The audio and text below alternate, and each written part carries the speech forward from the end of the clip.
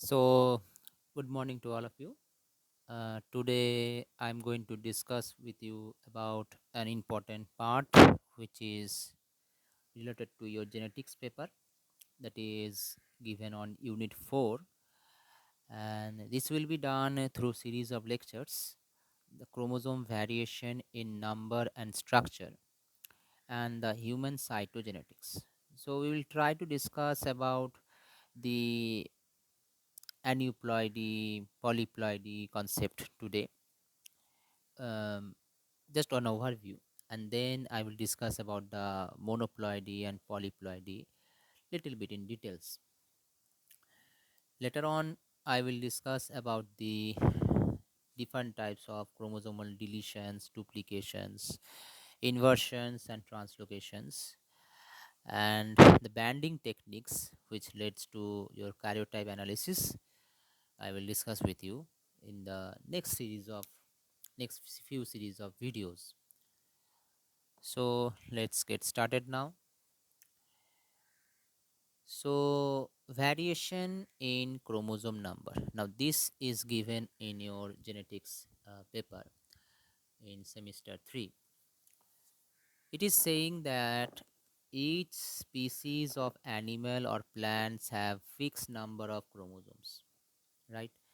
So each species of animals and plants have fixed number of chromosomes, and these chromosomes are represented only once in haploid gamete, while it is expressed twice in diploid body cells. So each animal or plant species have fixed number of chromosomes, and these chromosomes are represented once in the haploid gametes, and these chromosome sets are represented twice in your diploid body cells. Diploid means having two sets of chromosome, where n is the number of sets of chromosome. Now sometimes what happen, due to misdivision, numerical changes in the number of chromosomes may occur due to not properly division of the cells. Your numerical changes in the number of chromosomes may occur, and changes in the number of chromosomes may occur spontaneously by certain external or by internal factors. So let me emit this my self image. So it is saying that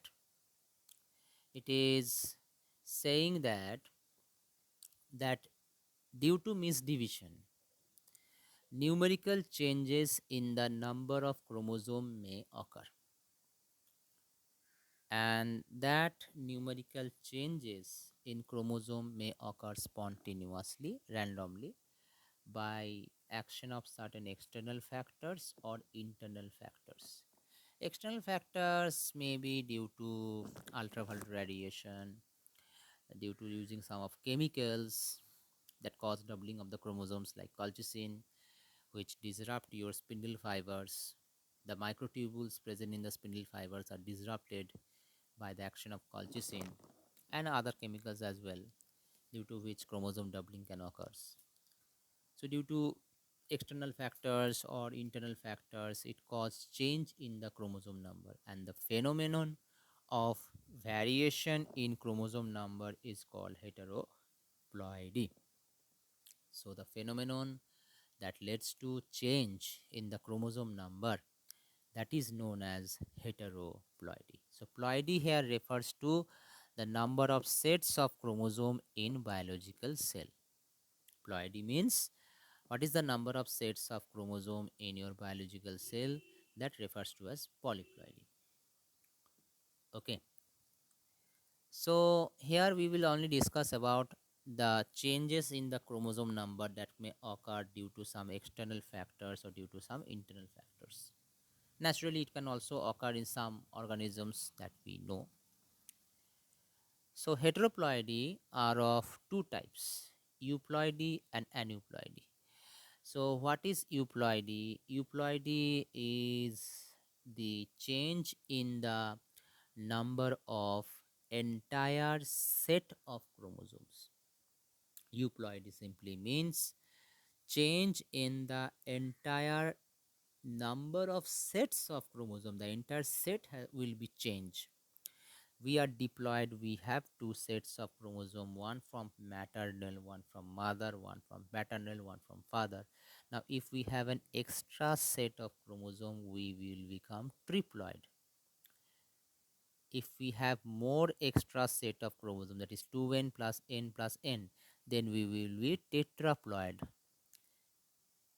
Or if we have decreased our diploid level to n, that will become monoploid, also known as haploid, that is found in the gametes. So that change in the number of sets of chromosome is called euploidy. So euploidy simply means change in the number of entire sets of chromosome. Now euploidy are also of different types. Monoploidy. In monoploidy, it is saying that individual organism with only one chromosome set in its normal cell. So monoploidy is a condition where organism will have only one set of chromosome in its normal cell. So monoploid organism will have only one set of chromosome in its normal cell. Now, monoploid sometimes can be interchangeably called as haploid, but not in case of other organisms who are tetraploid or who are hexaploid, because in tetraploid organism who have four sets of chromosome, when they will form gametes, it will form 2n, which is diploid. But monoploid means organism having only one set of chromosome, only n set of chromosome. So monoploidy means those individual organisms which have only one set of chromosome in its normal form. Then comes diploidy. Diploidy means organism having two sets of chromosome, that is 2n, one from mother, one from father, maternal and paternal, that we have in our body cells, diploid. And last is your polyploidy. Polyploidy means organism having more than two sets of chromosome, that is 3n, that is 3n. 4n means tetraploidy, 5n means pentaploidy. In this way, 5 sets of chromosome, 4 sets of chromosome, 3 sets of chromosome. So more than 2 sets of chromosome if contained in a cell, it is called polyploidy. You can see now the names: triploidy, having 3 sets of chromosome; tetraploidy, having 4 sets of chromosome; pentaploidy, having 5 sets of chromosome; hexaploidy, having 6 sets of chromosome. Different examples are given related to hexaploidy, like the common bread wheat that we eat.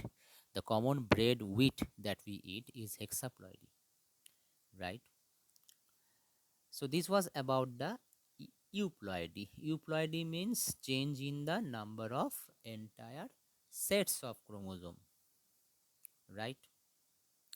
Monoploid means what? Monoploid means organism having only one set of chromosome, that is n. Diploidy means having two sets of chromosome, that is 2n. Polyploidy means having more than two sets of chromosome, that is, it may be triploid, that means having three sets of chromosome. It may be tetraploid, having four sets of chromosome. It may be pentaploid, having five sets of chromosome. It may be hexaploid, having six sets of chromosome. Now comes the aneuploidy. Aneuploidy, which will be discussed later on other videos. In aneuploidy means change in the number of chromosome in a set of chromosome is called aneuploidy. So aneuploidy simply means change in the number of chromosome within the set of chromosomes. So we have a set of chromosome 2n, and suppose one of the chromosome has been lost, or suppose two chromosome has been lost, that refers to aneuploidy conditions. Or if one two chromosome has been gained, plus 2, 2n plus 2, that is also referred to as aneuploidy. So aneuploidy simply means change in the number of chromosomes within the set of chromosomes. Not the entire sets of chromosomes are getting changed. Only the number of chromosomes are being added or deleted, removed in within the set of chromosomes. Aneuploidy are also of two types. Aneuploidy are also of two types. One is your hyperploidy and one is your hypoploidy. Hyperploidy means addition of chromosomes within the set of chromosome, and hypoploidy means loss of one or more chromosome from the set of chromosome, from the set of genome, you can say. Let us see the hyperploidy. Hyperploidy means addition of one or more chromosome to the diploid genome of an organism. Now, there are two types of hyperploidy that can be possibly observed. One is trisomy, where one chromosome has been added, an extra chromosome has been added with the diploid organism, that is 2n plus 1. An example of trisomy is your Down syndrome, where you will see later on that addition of an extra chromosome leads to Down syndrome. Another example is tetrasomy, where two chromosomes, extra chromosomes, has been added uh, to the diploid organism. Now, these things occur due to non-disjunction concept. Non-disjunction. Non-disjunction means failure of the chromosomes to segregate towards the opposite poles during cell division. And this type of non-disjunction leads to this aneuploid-like condition like trisomy, tetrasomy, monosomy, and nullisomy. These type of things may occur. So if the chromosomes are not able to segregate means separate properly to the opposite poles during your cell division, that is your meiosis or mitosis, then what happen? One of the gametes will receive what? One of the gametes will receive extra chromosome, leads to trisomy and tetrasomy, while the other gametes, they don't get that particular chromosome, that leads to monosomy or nullisomy like conditions. Okay, which may produce non-viable gametes. Abnormal uh, characteristics can also be observed. So due to this non-disjunction, this type of things may occur. Failure of the chromosomes to migrate to the opposite poles during your cell division. So hypoploidy means loss of one or more chromosome from the diploid genome. Example, monosomy, where only one chromosome has been lost from the set of chromosome. Nullisomy means two chromosomes has been lost from the set of chromosome. So this was about the overview of euploidy and aneuploidy. Let me discuss today about the euploidy now. So euploidy, we know here the E has been removed. Euploidy. Okay. So most of the animals and plants are diploid. We are all diploid, having two sets of chromosome. And in euploidy, an organisms will either lose a set of chromosome from a diploid cell, or it may gain, or you can say acquire one or more additional sets of chromosome over and above the two sets of a diploid cell. So in euploidy, either the organism will gain a set of chromosome or more than one set of chromosome, or an organism may lose an entire set of chromosome from the diploid cell. That leads to monoploid like condition. So euploidy can be of two types, monoploidy and polyploidy. Well, diploidy cannot be said because we are all diploid, except some organisms who are monoploid in nature, like the male bees, wasps, ants. They are monoploid. But diploid is not an abnormal condition. It is a normal condition that is found among all over all almostly all the living systems. So we have categorized the euploidy as of two types, monoploidy and polyploidy. Monoploidy is having only one set of chromosome in its normal cell. Let us see about monoploidy. So monoploids possess only one set of chromosomes. Haploid, on the other hand, have half of the somatic chromosome number. Don't confuse with monoploids with haploids, because haploids generate from the somatic cells, where the somatic haploids get half of the chromosomes from the somatic cells. Suppose we are diploid, we have two sets of chromosomes, so our haploid cell will have only one set of chromosome. Now, if some organism are tetraploid, then it will have its haploid cell as 2n, right? So, and monoploid is always n, means only one set of chromosome is present in its genome, in its cell, in its normal cell. So don't get confused with the monoploid with the haploids. So in diploid organism, monoploids and haploids are identical. Okay. So when we are, if we are diploid, our monoploid and haploid are same. That is n. While in case of tetraploid and hexaploid, the haploid will possess 2n or 3n chromosomes.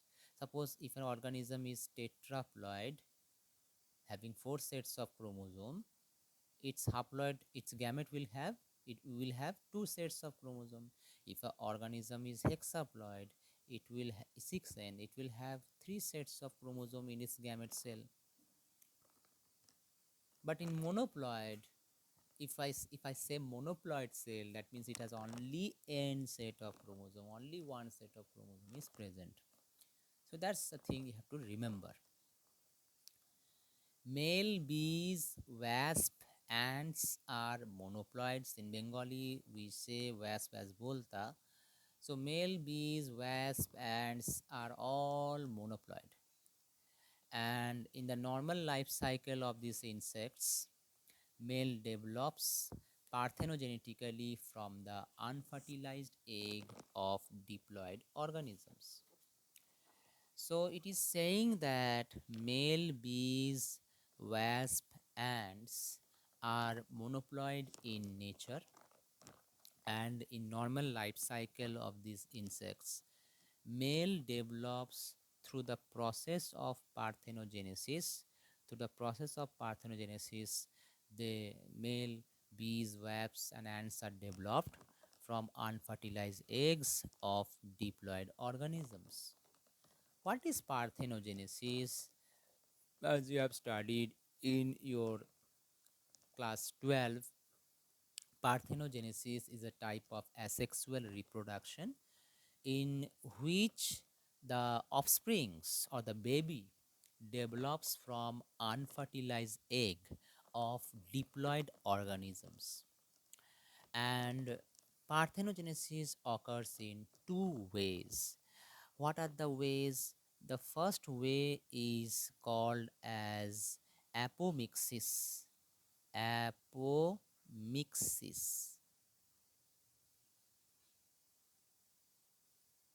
And the second way is called automixis.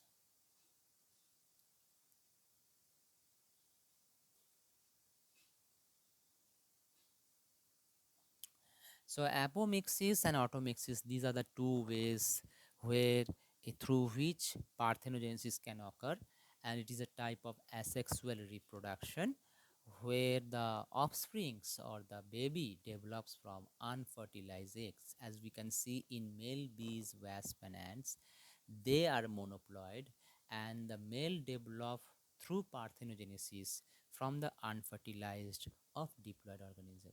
In apomixis, we will see that in the presence in this process, in apomixis process, the female sex cell, which are called as oocyte, they replicate by mitosis and producing two diploid cells.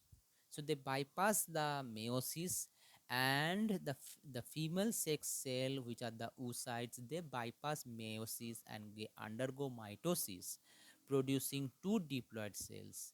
These cells will have the full complement of chromosome which are needed to develop into an embryo, thus resulting offspring clone to the parent cell, and they will be sterile in nature. So in apomixis, we can see that it is a type of parthenogenesis process where the female sex cell, which are the oocytes, they replicate by mitosis and producing two diploid cells. So they bypass the meiosis and they undergo mitosis, producing two diploid cells. These cells will have full complement of chromosome which are needed to develop into an embryo, and finally we will get offspring. In automixis, it is a type of parthenogenesis in which the chromosomes of a haploid gamete divide but without nuclear division, resulting in the formation of a diploid gamete. In automixis, it is a type of parthenogenesis where the chromosomes of a haploid gamete divide without nuclear division that result in formation of diploid gametes. So the male bees, wasps, and ants, they undergo through this parthenogenesis process from the unfertilized eggs of diploid organisms.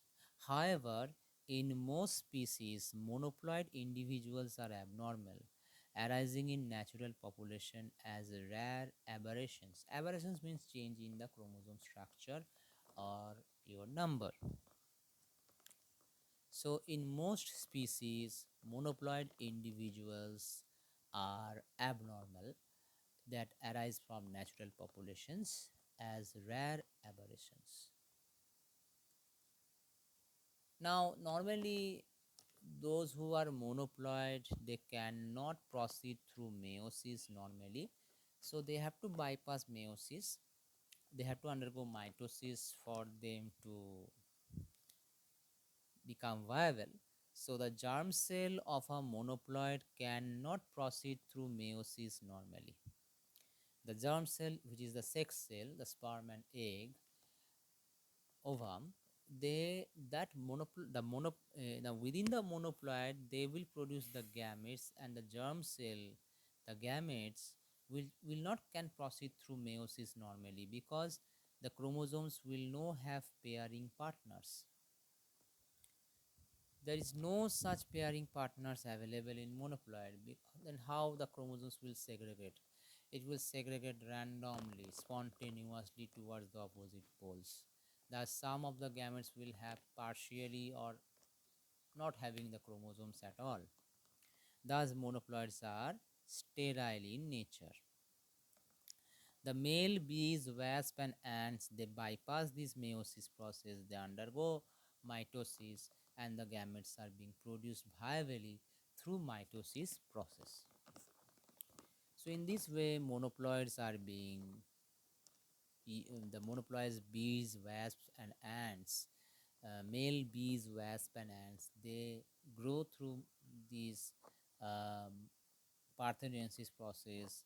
They are monoploids, but they can also produce viable gametes because the gametes are produced via mitosis, not by meiosis process. More to go, these monoploids may originate spontaneously in flowering plants due to parthenogenetic development of unfertilized egg. The same process through parthenogenesis spontaneously it can be occurred in flowering plants, all the angiosperms. due to parthenogenetic development from the unfertilized egg. Now, such monoploids have been observed in tomato and cotton plant. So, through the same process, through parthenogenesis, which is a type of asexual reproduction in which offspring develops from unfertilized egg of diploid organism, through apomixis or automixis process, they develop, and such type of monoploids have been observed in tomato plant and potato plant respectively. Now, externally, you can induce to form monoploids by any one of the following ways. So, to create monoploids, you can use any one of the following ways. That is by X-ray treatment you can do, which will tries to eliminate one set of chromosome, maybe by delayed pollination, by temperature shock. Temperature shock means you are exposing the plant in extreme cold condition. Okay, so if you place the plant or the embryo, or you can use the pollens, the male reproductive parts of the plant in extreme cold condition, they will be forced to generate monoploids. Then by colchicine treatment also we can also create viable gametes, okay, from the monoploids. Interspecific or intergeneric hybridization, this is also an important approach. And by culturing of pollen grains, anther or pollen grains, which are the male parts of the plant, by culturing the pollen grains in plant tissue through plant tissue culture process in vitro, that means within the laboratory, by using specific tissue culture media. The culture media that we use some of the growth hormone regulators, some macronutrients, micronutrients like potassium, calcium, phosphate, and different source to grow the plant within the laboratory. So by culturing the pollen grains in the tissue culture media within the laboratory can also induce them to form monoploids. Now, about the interspecific or intergeneric hybrids, what can I say is some events has been said, some research has been mentioned in this extra notes. If you, when I will give you, it is saying that interspecific cross in genera of Solanaceae, wait for a minute,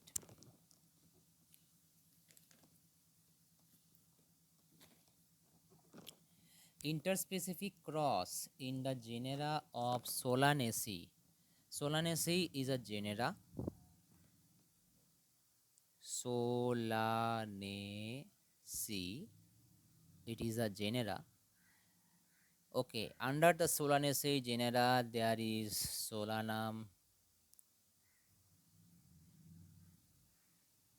and Nicotiana.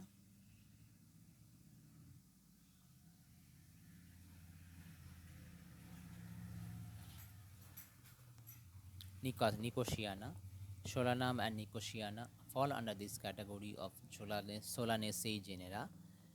They have been employed for the production of both parthenogenetic and androgenic monoploids.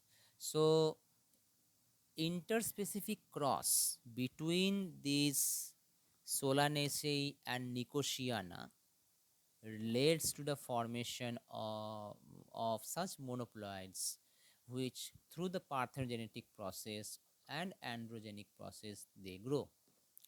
By this process, by this technique, monoploids have been obtained in large number in potato plant. You know, Solanum is a generic name of potato plant, whereas Nicotiana is the generic name of tobacco. And we have crossed them. Interspecific cross has been done between these two species, which falls under the category of Solanaceae genera. And monoploids have been obtained in large numbers of potato plant. Okay.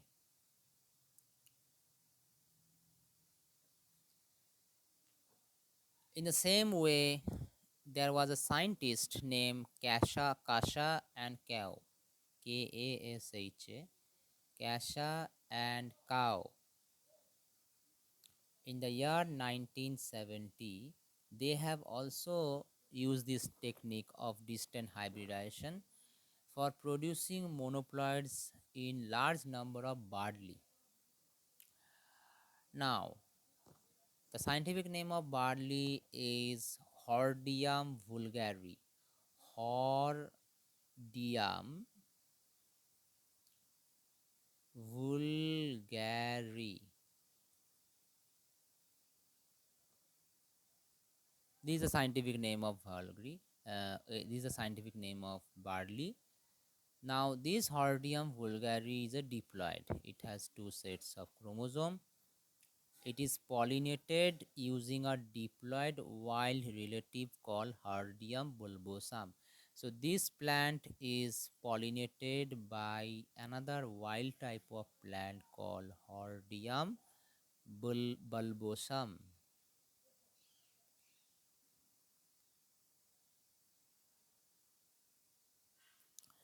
So Hordeum vulgare, it is a normal barley, diploid barley. It is pollinated by the Hordeum bulbosum, which is also a diploid. It is also a diploid wild variety. And then fertilization occurs, but during the ensuing somatic cell division, the chromosomes of your Hordeum bulbosum are preferentially eliminated from the zygote, resulting in haploid embryo formation. So usually these Hordeum bulbosum's pollens are allowed to fertilize this Hordeum vulgare barley, and after fertilization what happened, due, uh, due to uh, uh, due to genetic incompatibility, that means they are not compatible, where they actually are getting eliminated, the Hordeum bulbosum. Due to genetic incompatibility, the chromosomes of the Hordeum bulbosum, which is found in the embryo, are getting lost, are getting eliminated from the zygote, and the resulting haploids that we are monoploid in nature. Now again I repeat, Hordeum vulgare is a barley and Hordeum bulbosum is also a barley of wild type. They are allowed to fertilize, and when they are allowed to fertilize, what happened, they fertilize, okay, and from zygote, but at subsequent stages the chromosomes of Hordeum bulbosum gets eliminated as a result of your genetic incompatibility. Now, what is genetic incompatibility? Um, is Genetic incompatibility occurs due to many reasons. If the alleles are not getting expressed properly, it leads to genetic incompatibility. That means the alleles which are found at certain locations within the chromosomes, right, for that particular character, they are not getting expressed properly. Okay, wait for a minute.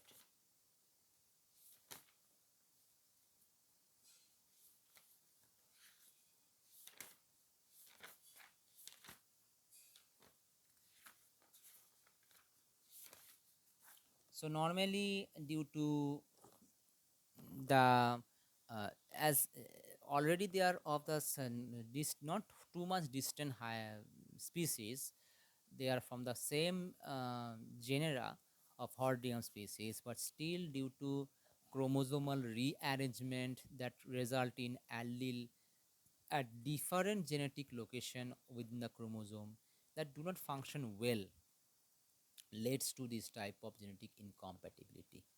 Okay, and that's why the chromosomes of Hordeum bulbosum is getting eliminated, resulting in monoploid type condition. Okay, and further the resulting haploid that we get, they are further uh, can be doubled by using uh, chemicals like colchicine. Colchicine actually disrupt the spindle fiber. The microtubules present in the spindle fiber are disrupted by colchicine, which resulted in chromosome doubling, and they are not, and the chromosomes does not migrate to the opposite poles because the spindle fiber has been totally disrupted during cell division by the colchicine action that results in diploidation of the particular barley plant. So in this way you can able to create this type of monoploid like conditions. Second thing that we see is anther or pollen culture. There was a scientist known as S.C. Maheswari. S.C. Sorry, S.C. Maheswari.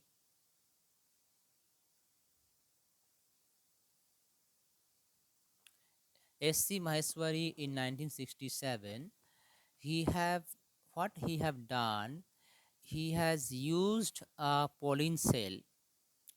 He has used a pollen grain, and that pollen grain is induced by cold treatment, extreme cold treatment, to grow into a small dividing mass of cells called embryode. So he have taken a pollen cell, and that pollen cell is induced to extreme cold treatment. Extreme cold treatment is applied to form embryode, which are the small mass of cell. This embryode is grown on a culture medium to grow into a plant. Okay, they are grown on a culture medium to grow into a plantlet, and thus we get a monoploid plant. Okay, which are then potted into the soil to mature. Subsequently, such monoploid uh, were produced for various crop plants like soybean, like rice, like wheat, mustard, and tobacco. Okay, so in this way, also monoploid plants can be created by inducing the pollen grains to extreme cold treatment, temperature shock treatment, that is we say, and by the induction of cold treatment they grow into a embryode. Embryode are small mass of cells that will be further grown on tissue culture medium. Just like in microbiology we use to grow the bacterial culture, we use an artificial medium prepared in the laboratory. Just like that also here, for the growth of the embryode, for the growth of the plant tissues, we use artificial medium by using various type of macronutrients, micronutrients, vitamins. Okay, um, the phytohormones are also being used for growth of the plant within the laboratory, which are further grown wellly, and that monoploid plant is then potted in the soil to mature. Because they are monoploid, we have grown the plant from the gamete cell, which are the pollens, which are haploid. Subsequently, such monoploids were produced for various crop plants like soybean, rice, wheat, mustard, and tobacco. Presently, this technique is regarded as potential source for monoploid production.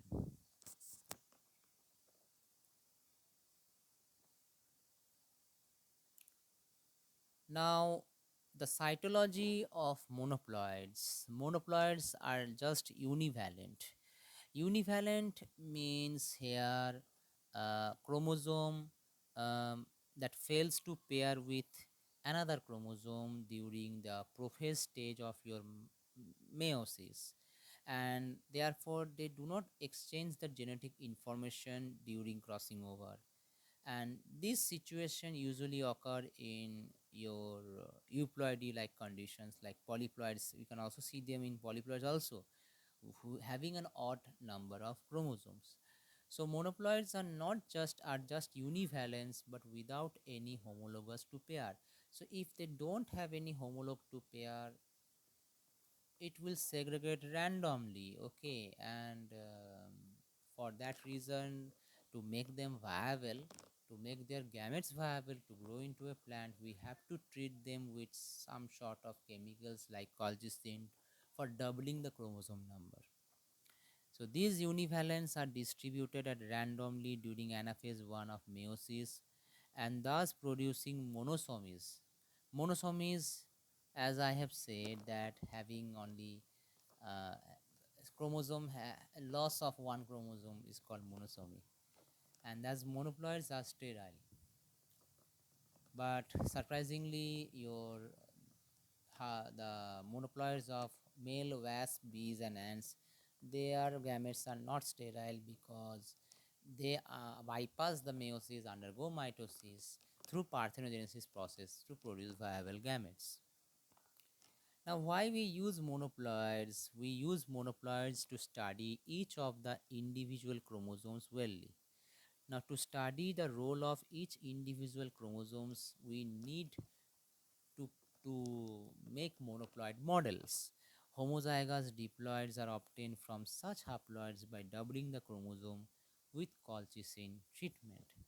So, the use of monoploids um, in genetic study is to study each of the individual chromosomes, that whether the chromosomes, the alleles that are present on the chromosomes in different location, or you can say different loci, whether that alleles are dominant or recessive in nature, the thing that you have studied in class 12 of your Mendelian genetics, right? So to study each of the chromosome, we need to use this monoploid organism model. And we can also prepare from the monoploids, we can prepare homozygous diploid by treating the monoploids with colchicine treatment, which doubles the chromosome, right? Okay, so this was about the monoploidy. In the next video I will try to discuss the polyploidy. Okay, I hope so you have understood this part. If you have some problems regarding this video lecture, you can ask in the WhatsApp group. I will try to solve the query if possible.